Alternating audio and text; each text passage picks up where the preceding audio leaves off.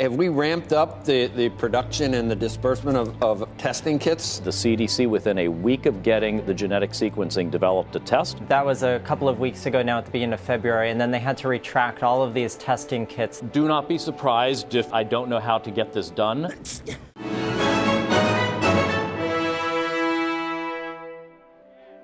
Netherlands, Australia, Canada, Thailand, Sweden, Denmark. I'm going to be announcing exactly right now that I'm going to be putting our Vice President, Mike Pence, in charge. Thank you, Mr. President. We'll be working very closely with Secretary Azar and his team. I'm still chairman of the task force. You don't feel like you're being replaced? Not in the least. When this was mentioned to me, I said I was delighted that I get to have the vice president helping in this way. Mick Mulvaney's been serving actually an invaluable role for me as acting chief of staff. Are you going to see some schools shut down? Probably. May you see impacts on public transportation? Sure, but we do this. That's the message you try and get out.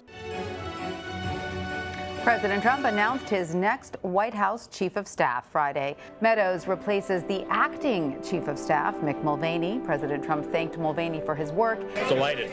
Absolutely.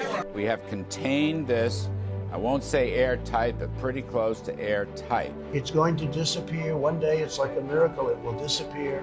And from our shores, it could get worse before it gets better. It could maybe go away. We'll see what happens. Nobody really knows. I think we better be careful that as much as we want things to turn around, we may not have wishful thinking.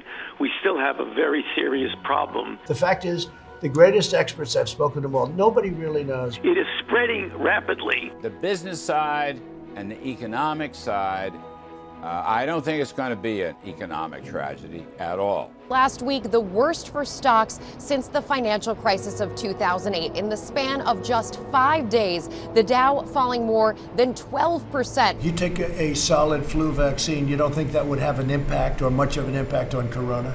No.